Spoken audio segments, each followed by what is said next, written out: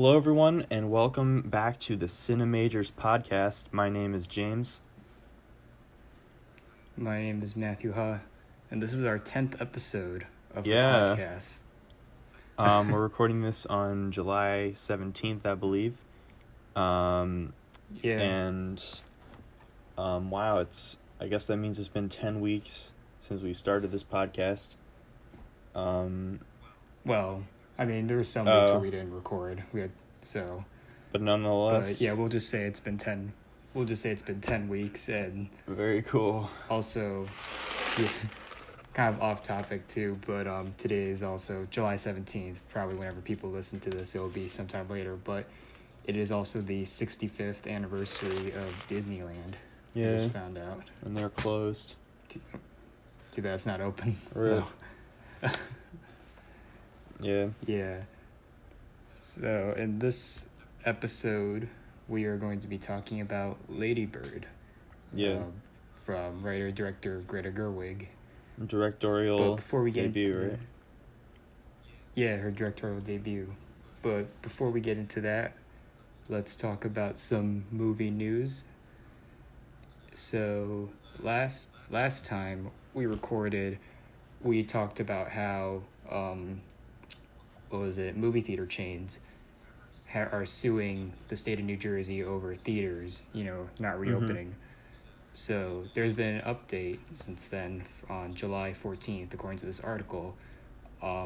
New Jersey denies movie theaters' bid for immediate reopening. And because we didn't say this last time, but on July 6th, these chains filed suit arguing that the governor of New Jersey infringed on their First Amendment rights by ordering movie theaters to close while churches, libraries, and other venues remain opening. So I don't have any problems with this, because honestly it feels like, yeah, maybe it shouldn't reopen now with everything going on, even though stuff is getting a little better, sort of. I mean, yeah, that's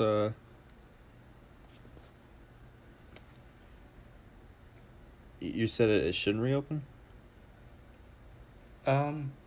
Well, at least in New Jersey, just because in proximity to New York City, because that's one thing that they mentioned. Yeah. Because also with the East Coast, at least, there a lot more things are open than us in the Midwest. Right.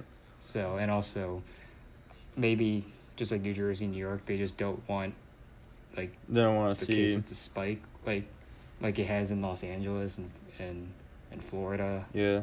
And I think in Arizona, the spikes are really bad right now. I mean, I think we're gonna get into this in a little bit, but I mean, there's just really nothing to see, Yeah, we've been talking about the same stuff for so many weeks. It's kind of, I apologize, but it's just that the stuff that other news that we could talk about is either just we don't have a lot to say about, or it's just follow-ups like this. Right. So. Yeah. I guess that's an update. Yeah, it's an update.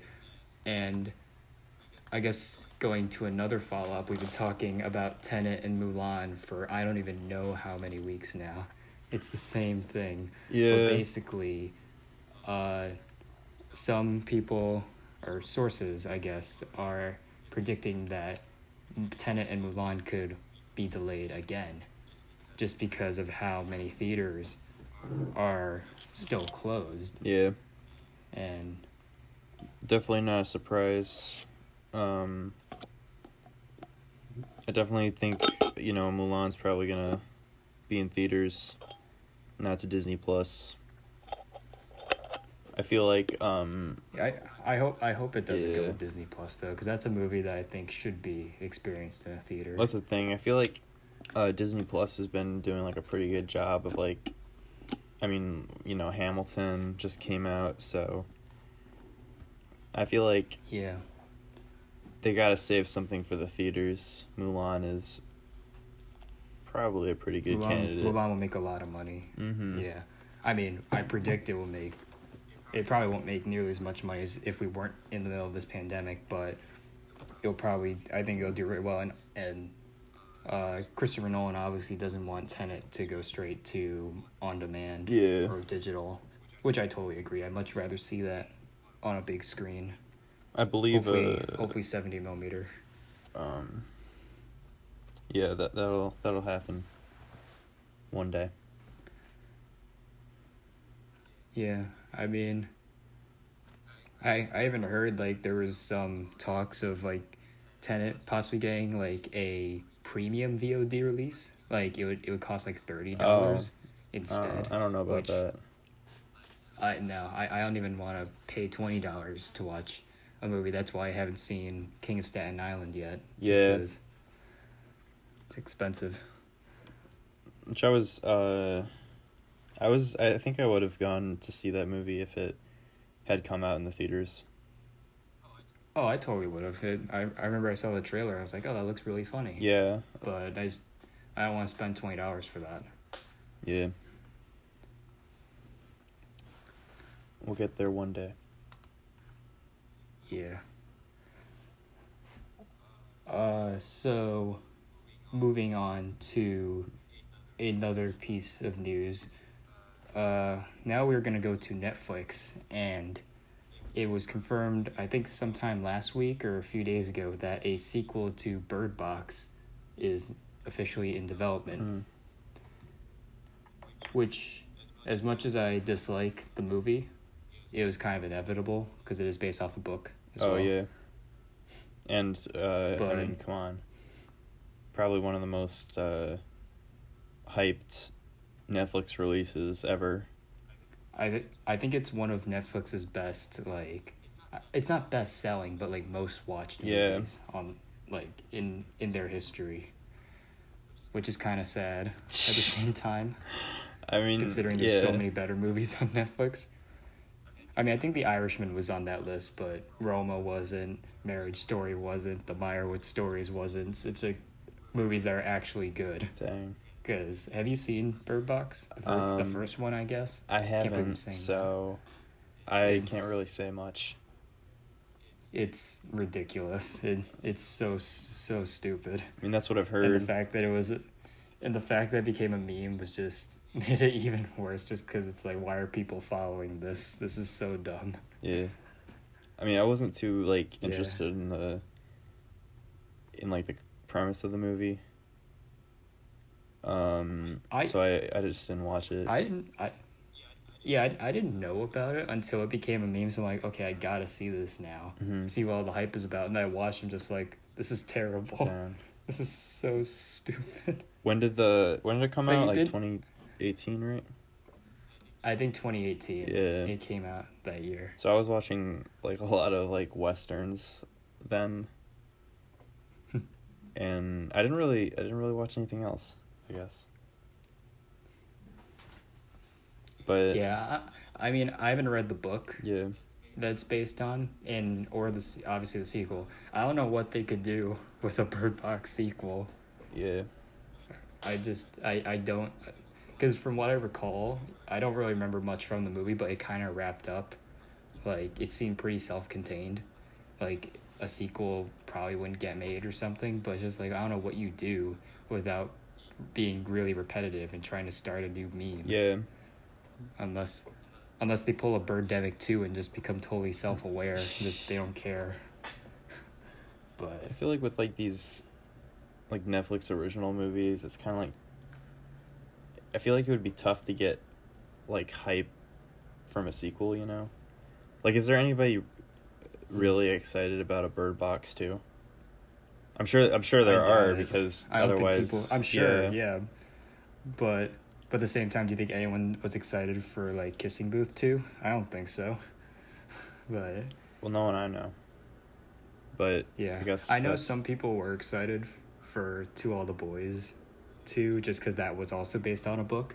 So maybe if your Netflix original movie is based off like a novel or something, it would make more sense to make a sequel. But if it's an original, like, you know, story, that'll be much harder to do. At the same time, though, I'm sure there's people that... I remember Tron 3 was back in the news last week. I'm sure there's people on another podcast talking about it, asking if anybody's really excited about Tron 3. And Tron 3 I see more just because that's a cult thing. Oh, and yeah. it has a more dedicated fan base because it's been around for like nearly 40 years at this point. Yeah.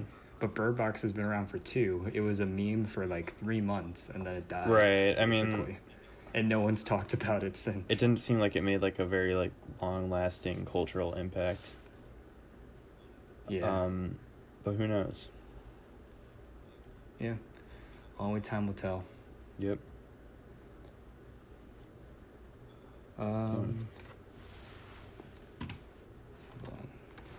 So our next piece of news, which is we're going over to another streaming service and another delayed product.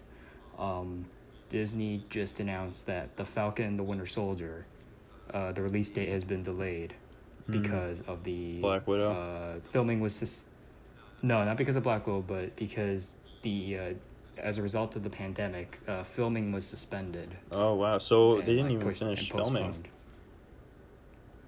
I guess not. Yeah, and it was supposed to come out in August of this year, and it would be technically now it would have been the first phase 4 of the MCU, but now that's not happening. I don't know when it's coming out. I don't think they said scheduled to premiere in late 2020.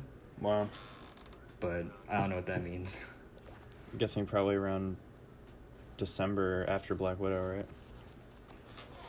Well, the only issue with that is that I think the next MCU Disney Plus series, WandaVision, was supposed to come out at that time. So are they gonna push everything back like they did with Phase 4? It just messes up everything.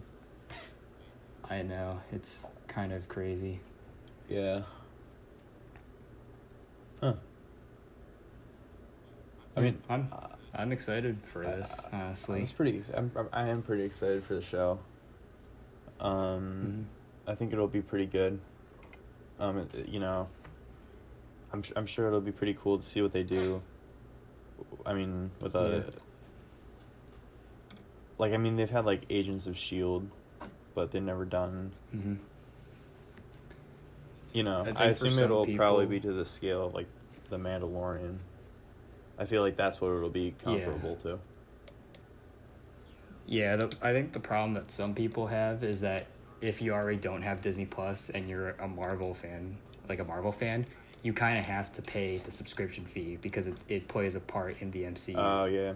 So, I mean, at least for us, because we both have Disney Plus, that's no problem. But let's say someone doesn't have it, then they have to pay. So I don't know if at the same time, maybe some people are just like, oh, I gotta pay more to just get, because what if they reference some of this stuff in a future Phase 4 film? Oh yeah. Then you'll be totally lost. So at the same time, Disney Plus is $7 a month, right? I think so, or $60 a year. Yeah. I think so. I feel like that's almost cheaper than a movie ticket, right? Or is cheaper than a movie ticket in most places. Yeah, it's $6.99 a month and $70 a year. Oh yeah, actually. So that's definitely cheaper than a movie ticket. At least in AMC. I'm curious if during this time whenever Falcon the Winter Soldier comes out, if Disney will stop their free trials, kind of like what they did with Hamilton. Yeah. Because they didn't want people to just do free trials and they won't make money. Yeah, smart. So it is smart. But honestly, it's just the only problem I have with this is that they're not going to release all the episodes at once like Netflix does. Oh, it's going to be weekly. So you have to. So they probably can't pay for more than you kind of have to pay. You have no choice unless you borrow someone's account. I see. So Disney. Yeah. You clever fox. Clever, always wanting to make money. Yeah. Yeah. Man. Well, so before we get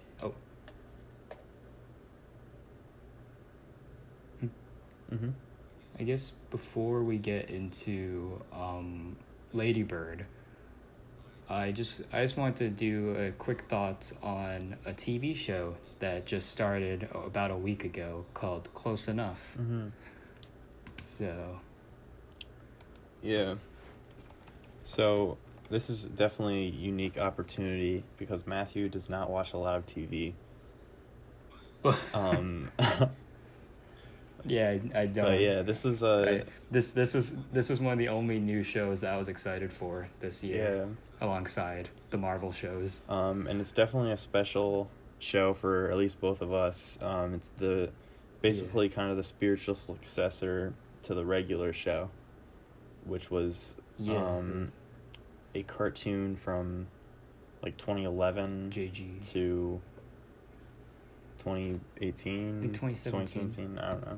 2017, 2018. But yeah, it was definitely a huge influence on my sense of humor, at least. Yeah. And yeah, it for better and for worse. And this is like I said, the spiritual successor. It's definitely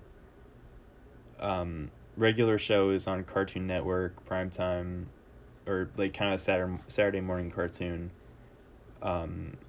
So this is kind of like if regular show was rated R,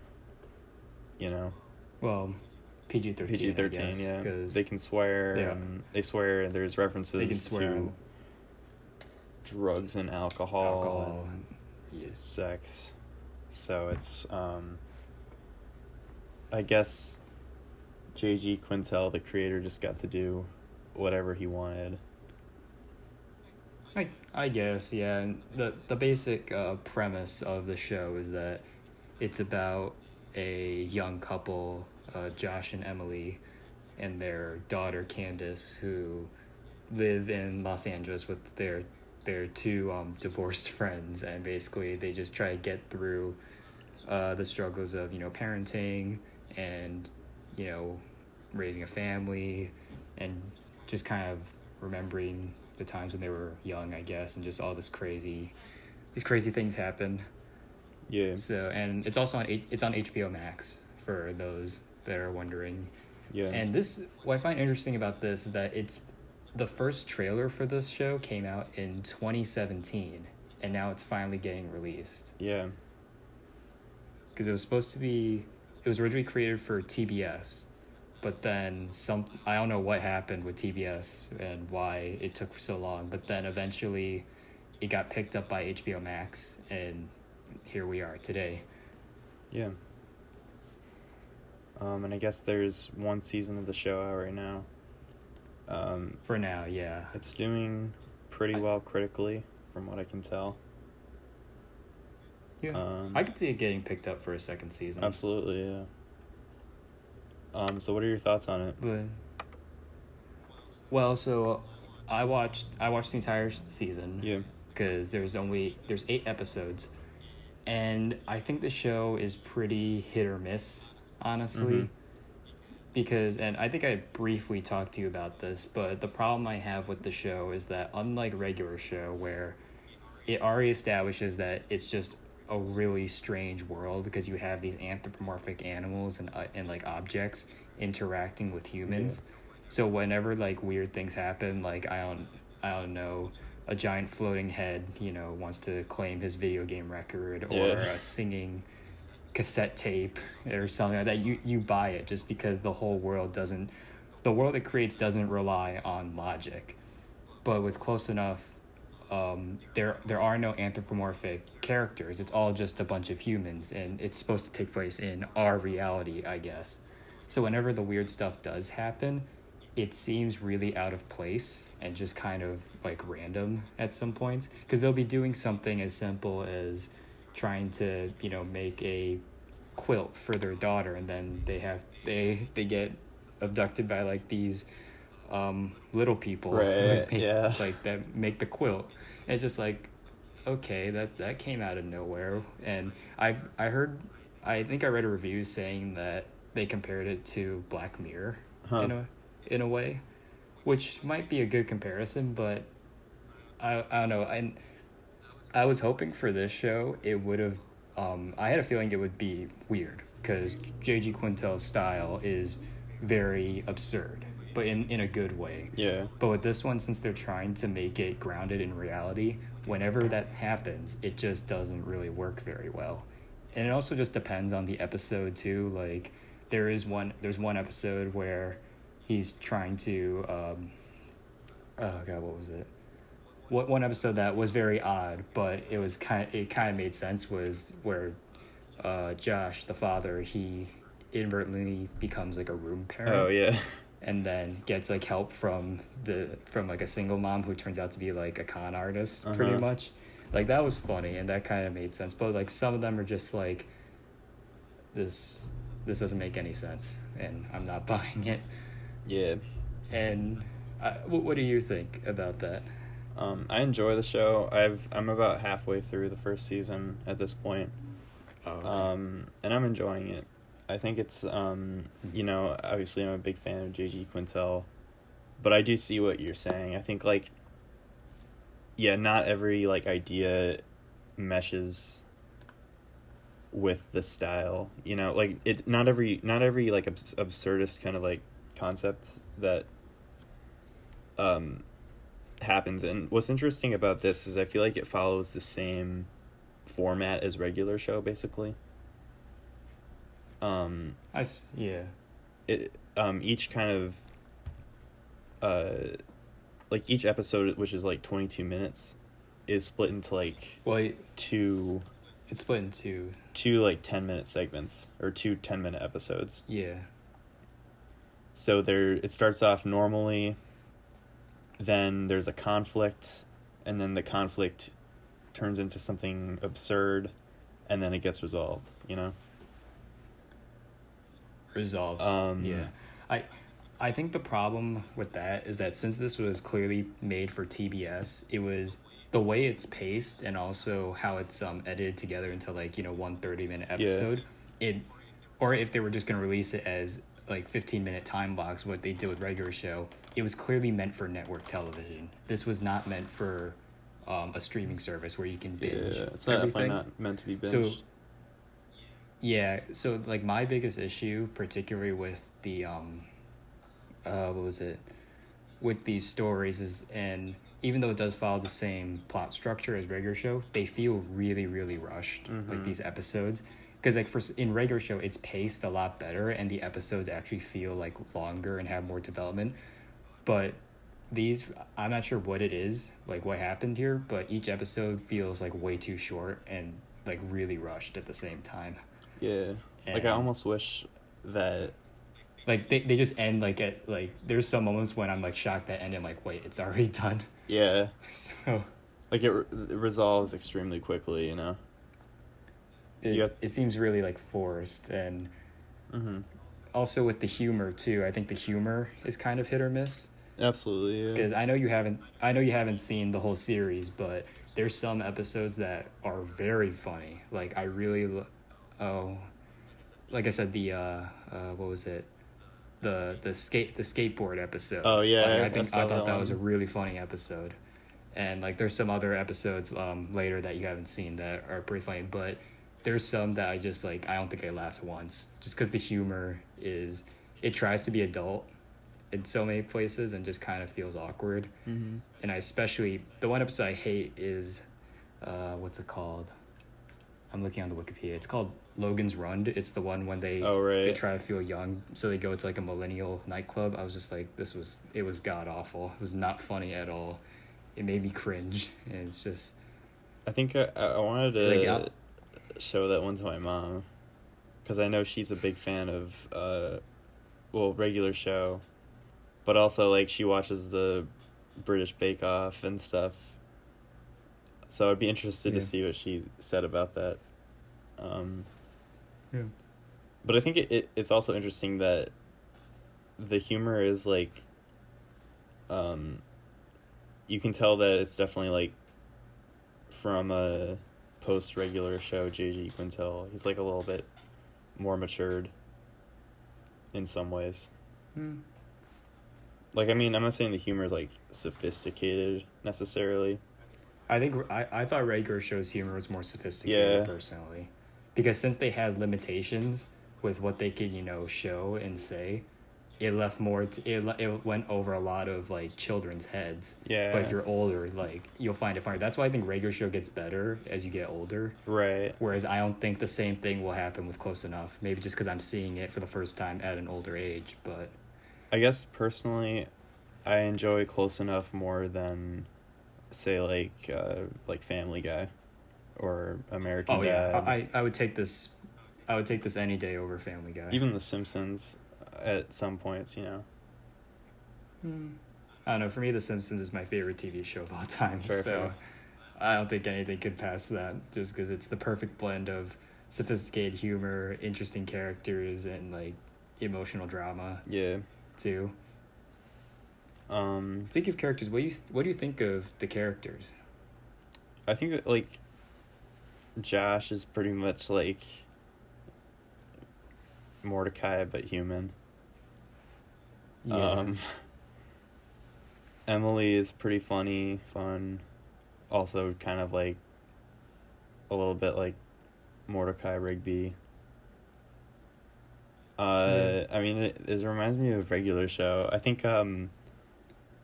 the professor, what's his name? Oh, Alex. Yeah, I think he's interesting. I think it's funny that he got fired from UCLA.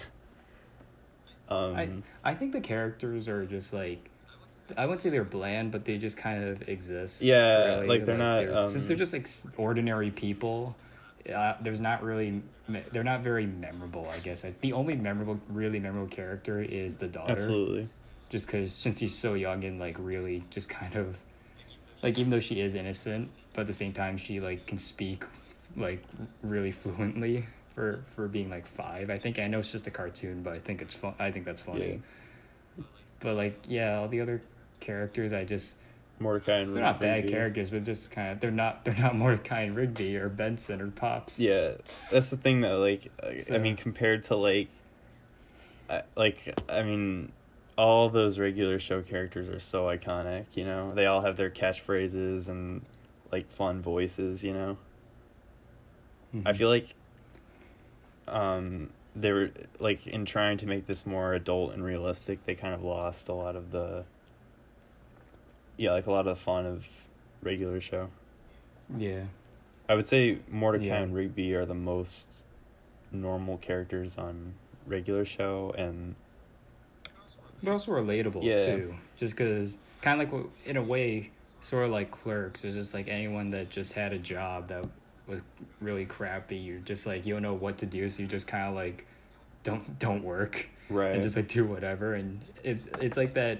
Like early 20s persona of just being like, what do I really want to do with my life? Do I really want to be stuck working at this park, or do I want to just like hang out and have fun?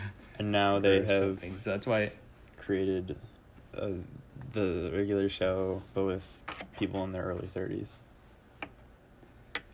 Yeah. I don't really know what else to say. I don't think. I mean, I think it would be cool if they do a second season where the episodes are 30 minutes each, 30 minutes and also have, like, continuity with each other. Yeah, that would be great. I'd really like to see that. I would like to see that because you don't really see that really much with animation. The only other example is Disenchantment, which was on Netflix. And that was actually pretty good. Most anime. Yeah. In anime, but I wouldn't mind seeing a second season, but it just maybe because Regular Show is such a big had such a big influence on my youth, and also it's still one of my favorite animated shows. Yeah. Maybe I had too high expectations, or I'm just really biased, but it's not. It just can't compare to Regular Show. No way. But I still enjoy it, and I'll be excited if they announce a second season. And I'm still gonna finish the first season. Oh, yeah. So, I know you haven't finished yet, but for me, I'll probably give it like a 7. I think that's fair. 7's pretty good. Yep. But anyways, speaking of rating, we should probably talk about Lady Bird. Yeah, let's talk about Lady Bird. So, You want me to introduce it? Sure, go right ahead. Okay, so Lady Bird was released. It was released in 2017, and it was the direct, as we said earlier, it was the directorial debut of Greta Gerwig, who is an actress and now is a filmmaker. It has a very good cast, including Saoirse Ronan, Laurie Metcalf, Tracy Letts, Lucas Hedges, Timothy Chalamet, and Beanie Feldstein, just to name a few. And it is about a high school senior named, her name's Christine, but she goes by her nickname Lady Bird. And there's not much of a, I guess, plot, because it's more of a coming of age story, and we essentially just follow her through her senior year with, like, you know, her relationship with her parents, her relationship with, you know, her with like a boyfriend, and just trying to get into a college on the East Coast, as she wants to get out of her town of Sacramento. And we basically just see her experience through her senior year. Yeah. So, what did you think? I thought it was really great. Nice. I think it's probably, I mean, next to Rushmore, I'd say it's probably one of the best. Rushmore is my favorite movie of all time. I think it's probably one of the best high school movies I've ever seen. Yeah, I totally agree, and I think it's just so real, and you know, it has it just feels like so relatable, and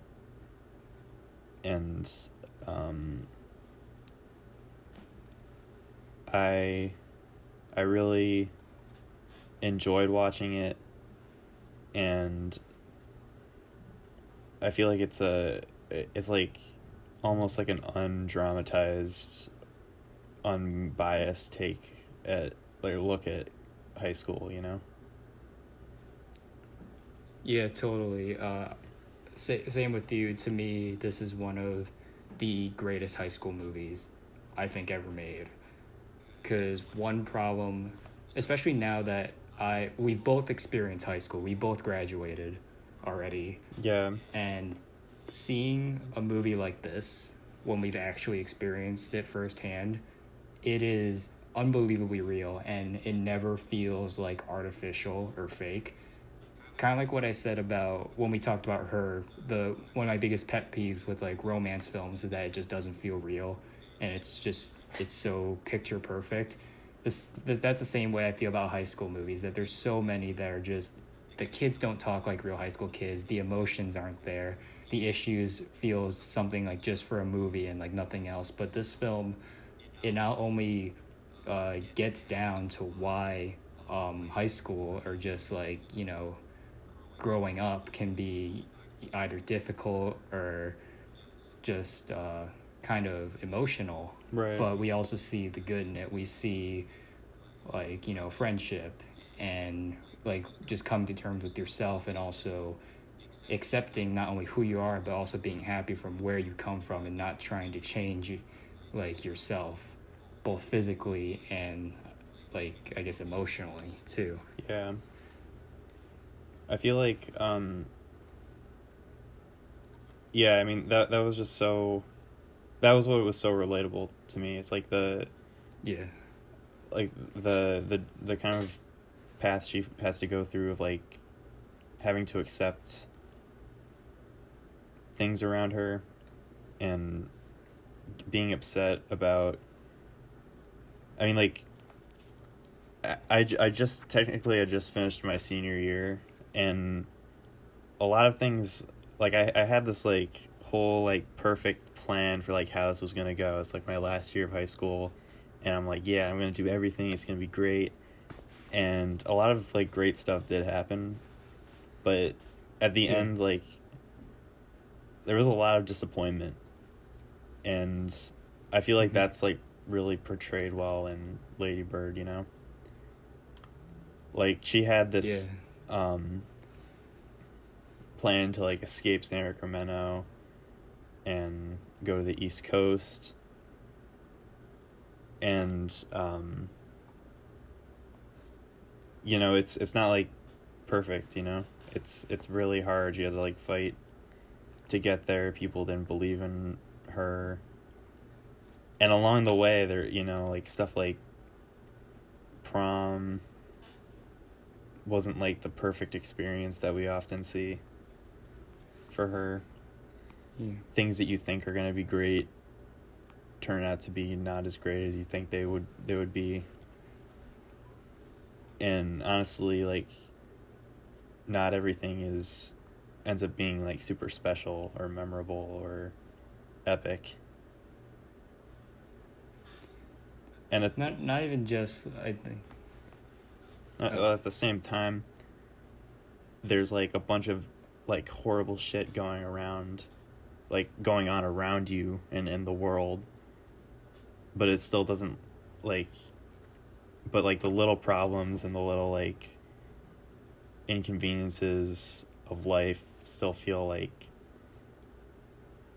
have like way more weight than anything. Like talking about like the war scenes and like references to like 9/11.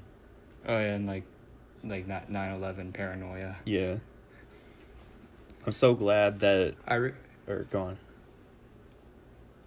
No, you can finish. I talk a lot. No, well, like you know, I like sometimes when I talk to like my grandparents, or not just my grandparents, but like in like history class, you know, they talk about like the movie of 2020, you know, like it's gonna be like the super dramatic like world event, you know, and I feel like I'm so glad that the movie of like 2002 isn't about like everybody fearing for their lives, 9/11, you know. It's like about like somebody who's like coexisting with that event, but it doesn't affect how they live their life, you know. And yeah, I feel like that's something I like to see in movies. It's like I feel like it makes it more real when how you know, Greta Gerwig acknowledges that while there are terrible things,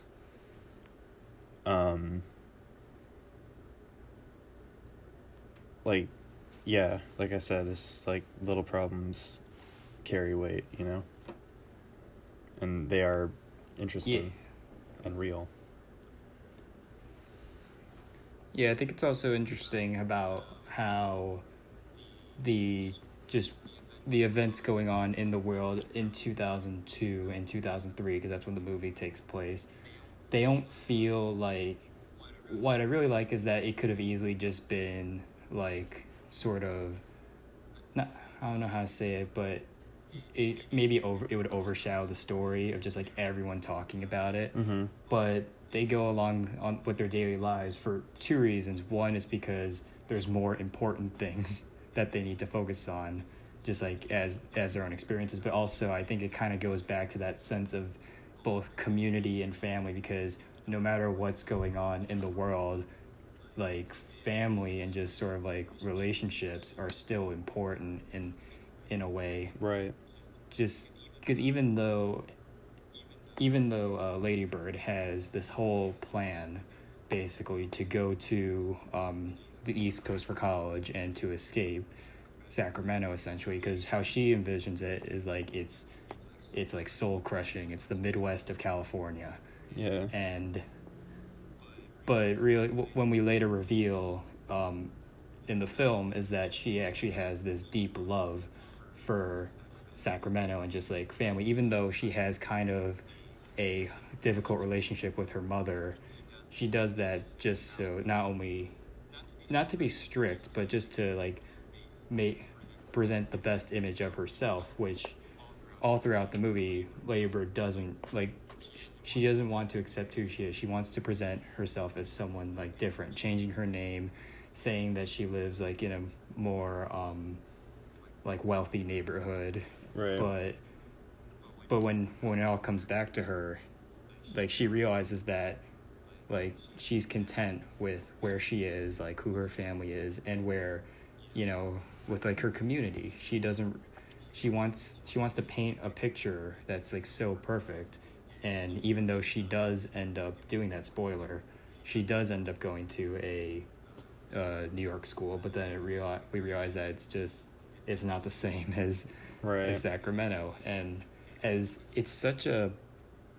it's really bittersweet too, especially for I guess for me, just because when I first saw this movie, I saw it when I was a junior in high school, during because it was nominated for Best Picture and a bunch of other awards too, Yeah. and I'm more connected to the high school experience. And something interesting about this film is that it's sort of, I kind of split it into two. The first half is like a high school movie, and the second half is a young adult movie, like that transition Yeah. into, you know, like growing up and starting the next stage of your life. I relate to both just because not only have I experienced the high school part, but I am now experiencing the college part in a way that is genuine too. Like that part's also really genuine and real. So Yeah. I think it all goes back to that idea of like, you know, we like we think we know what we want, and then when we actually get it or don't get it, it turns out like oftentimes we already like what we really need and what we really like should value is right in front of us the whole time. yeah. And that's what's so like yeah, bittersweet about it. Like sometimes it takes like knowing it firsthand to like really come to accept that, I feel like. Mm-hmm. Like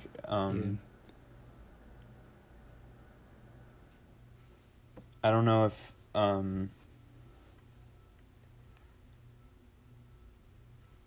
like basically like her mom, for example, Lady Bird's mom kind of said like Mm-hmm. the you know, she didn't like suddenly change the way she views Lady Bird, really. I feel like Right. she's kind of like saying the same thing the whole time because she knows like what's best for her. She knows what's best for Yeah, her. but Lady And Bird had to like discover that for herself, like, you know. yeah, and like on the one hand, at first glance, it just seems like she's just really sort of just selfish and ungrateful. Like she presents herself as that, but then when you look back, you realize she's just a kid still. At the end of the day, she doesn't, even though she has this set plan, she doesn't really know what she's doing or what she actually wants. She builds up this whole like persona of like a sort of just like a perfect life, but in reality that might not happen. Yeah. And like what's the mom's name? I go, Marion, that's her name. She just wants the best for her daughter, and trying to not necessarily like persuade her to go down another path, but just what you said, to make her realize that, you know, you might not get this, so you need either just a plan B or just rethink everything. Yeah.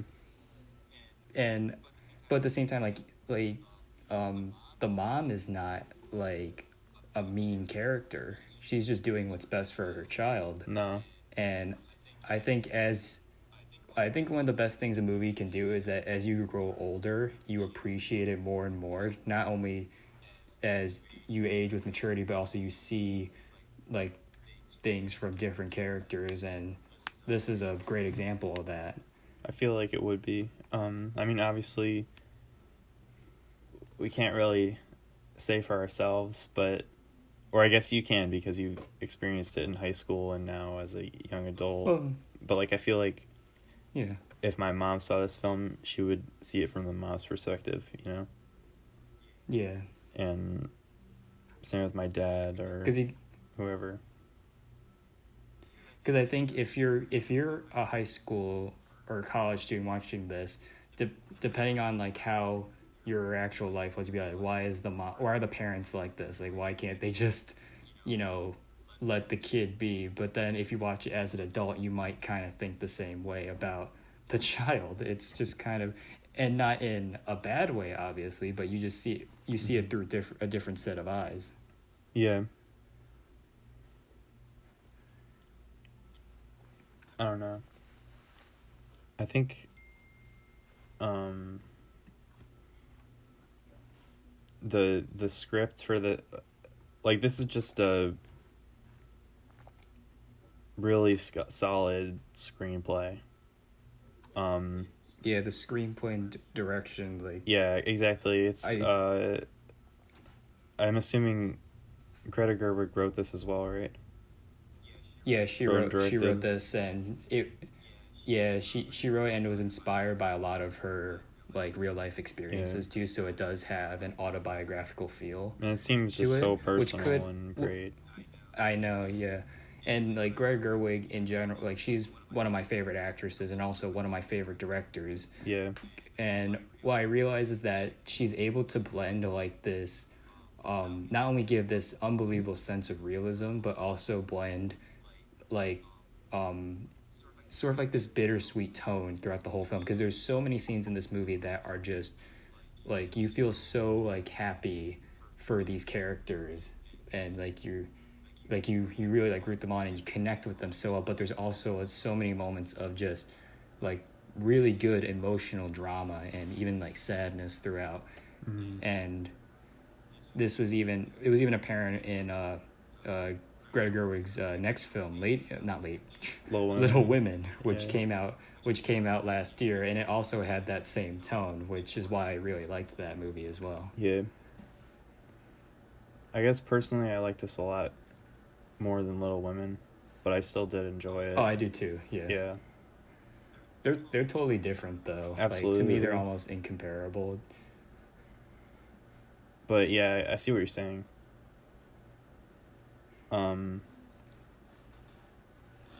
Yeah. Saoirse Ronan was also very great as Lady Bird. All the performances in this movie. Yeah, I think she should.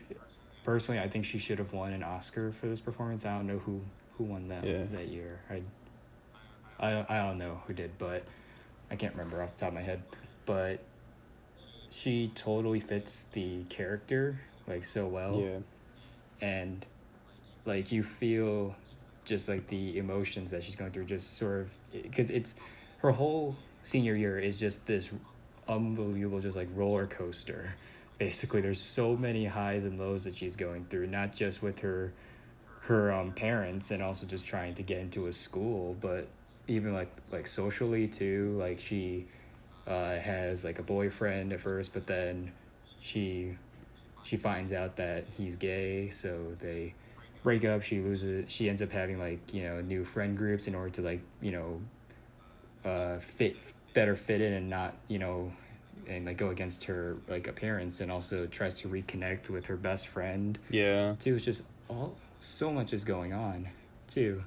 And while someone would say that the movie lacks focus, which I personally disagree, because to me that is what it's like to be a high school student. Like, who the hell said that? You don't focus on one.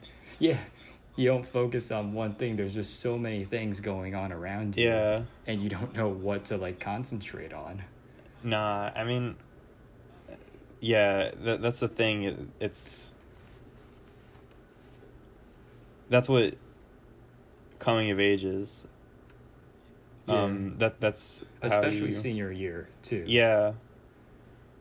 I mean, that's what I I feel like you come of age like a little bit more every year in school. Mm-hmm. But senior year, I feel like,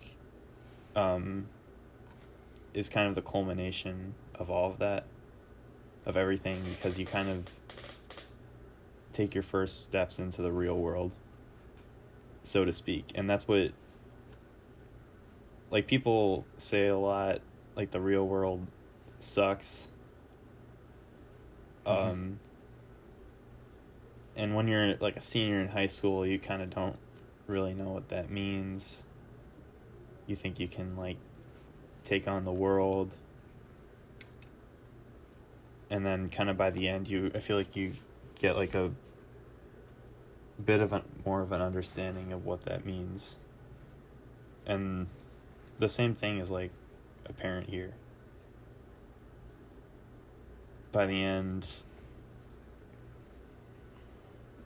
I mean, I feel like she appreciates that's what happens, is she kind of learns to appreciate everything she had, Everything she had, and also just the sacrifices that were made by her family so she could have, I guess, like, a better life, maybe. Yeah. Just sort of, because that's the thing, like, when maybe in 20 years I'll realize this, but, like, obviously for parents, they have to make sacrifices in any way, because you want the best for your kid, no matter what. And even, like, what, like, level of class you're in, if you, like, have a lot of money or you don't have a lot of money, you still have to make some sort of sacrifice so that your kid could have a good life. And, like, even though the adults could be hard on you, or just kind of being, I don't want to say nagging, but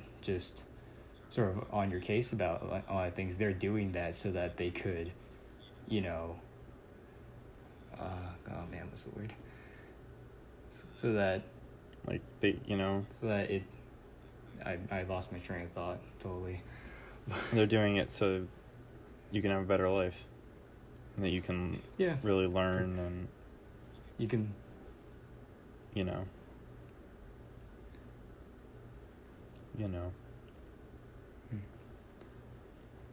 don't know. I thought,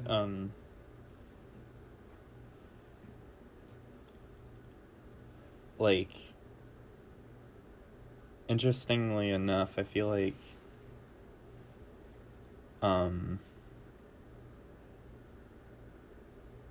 this did kind of remind me of Rushmore a little bit. In a way it does, just not as quirky. It's not as quirky and not as funny. I feel like Rushmore... I think the movie's pretty funny, personally. Oh, yeah, I mean, Lady Bird is... Yeah, like, I forgot how... Yeah. There's so many moments where I was, like, I laughed loud. They're definitely... Actually, which I was very surprised. I forgot how funny it was. Like, even little things, like, I love the one shot of her and Julie, her friend, when they're eating the communion crackers. Oh, yeah. And just, like, laying on the floor. Like, that's such a funny shot. Yeah. And it did have, like, its little, like, funny... The crackers. Quirky moments, Yeah. I think what I also really like about this movie is that it kind of... like, there's the different, like, social groups of these high school students, and they nail their personalities, like, flawlessly. Yeah. Like, I especially love Timothée Chalamet's character, who's, like, he's like he plays guitar for, like, a band, and he thinks he's like hot stuff, so he's just like hella tight. Yeah, it's pretty cool. Hella tight. He's like, you shake hands, you're yeah. And he's like, they track you through your phone. In a few years, we're gonna have phones implanted into our brains. And then he gets a phone. Yeah, and he's so, like, chill too. He just it seems like he doesn't, like, care about anything. Yeah. It seems like, but there's people like that. It's not, like, cartoony or anything. I really enjoyed we've met his character. We've met people like that.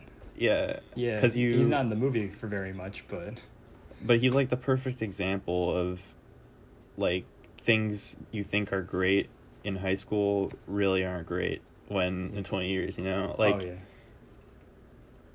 yeah. Lady Bird thinks he's so carefree. cool. and wants to be with him. He's really not, honestly. He's such an asshole. Like if I saw that kid at school, I just wouldn't want to hang around him. He's like, he's so weird. He isn't right. But you know, this is like in high school. These are the kind of people like we meet. Yeah, the popular girl. People inspired to be theater kid. Mm-hmm.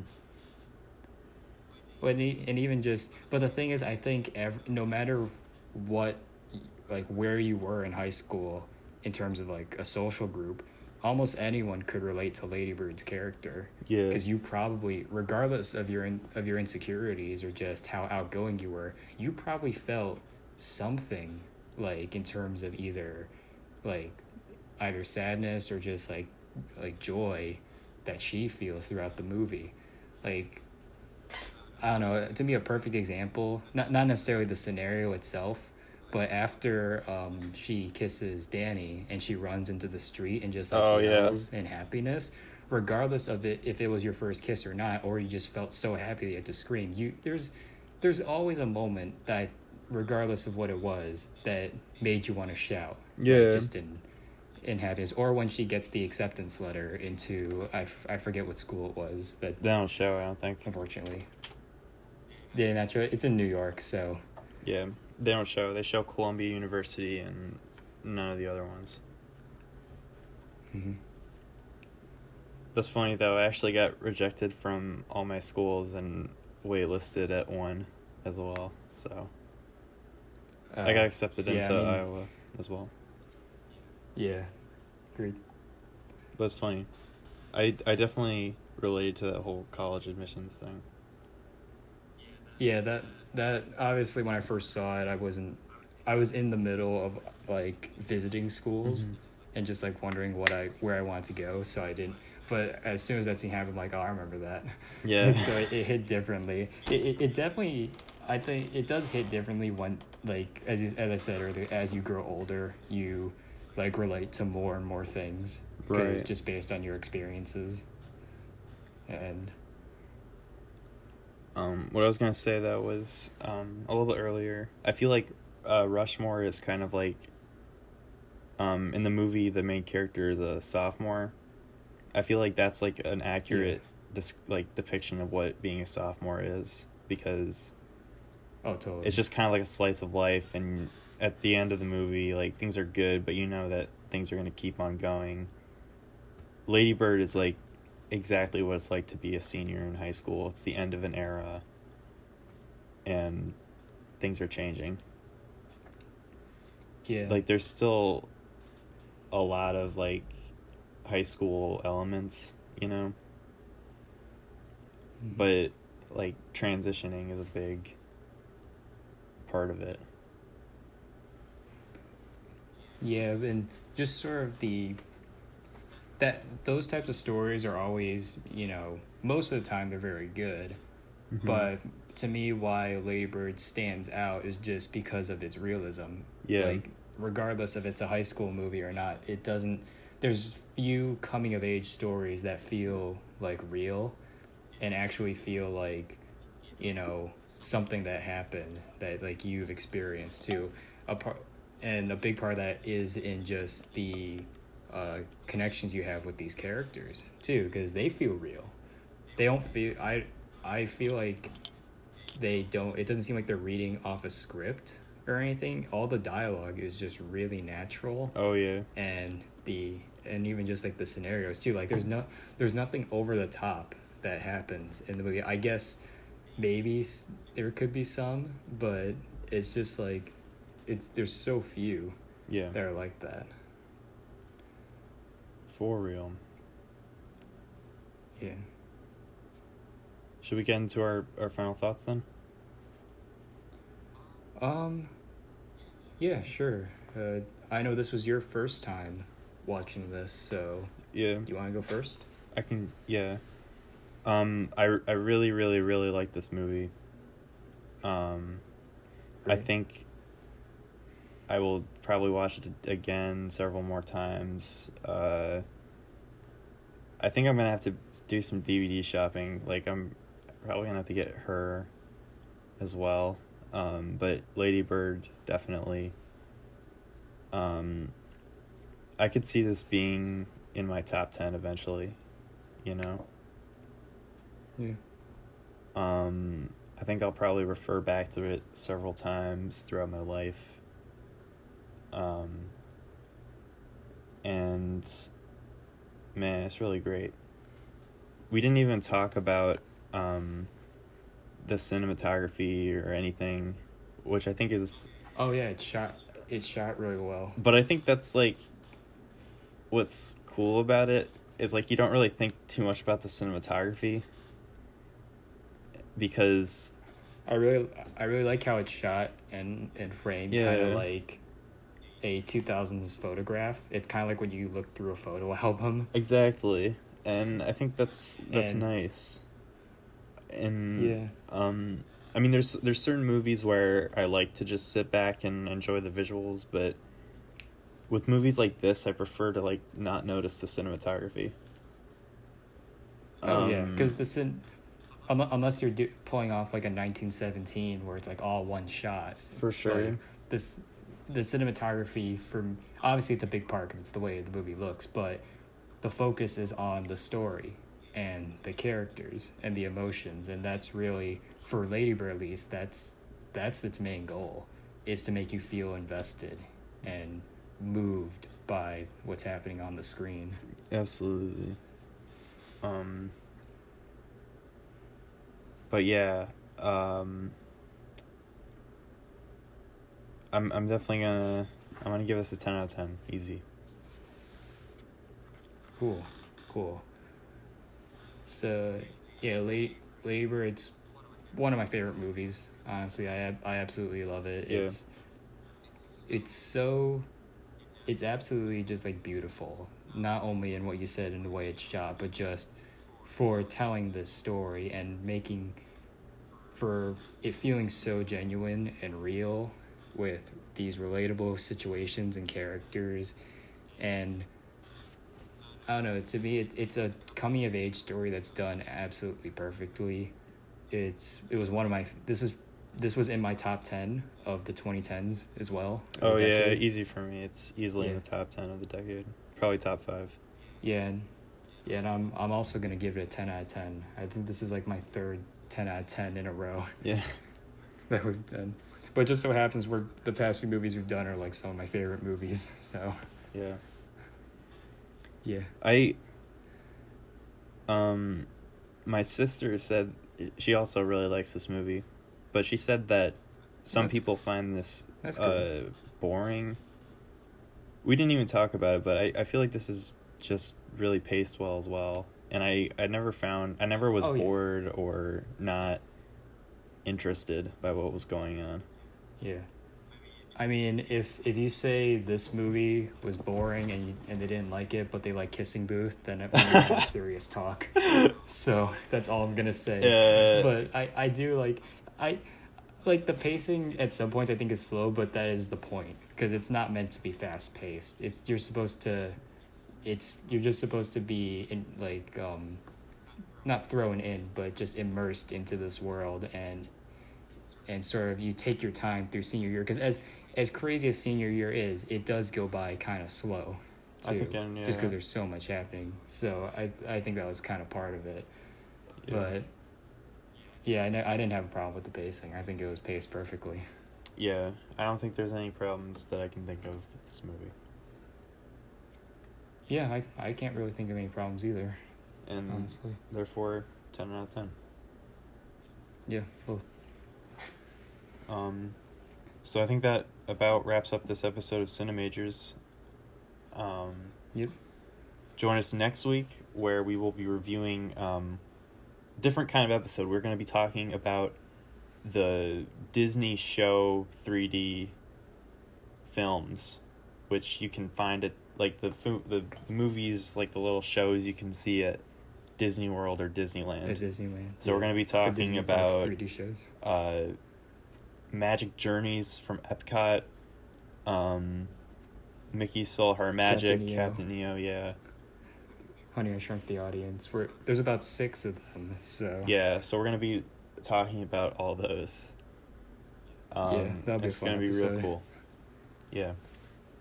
So, with that said, thanks for watching, thanks for listening, and we will see you next week.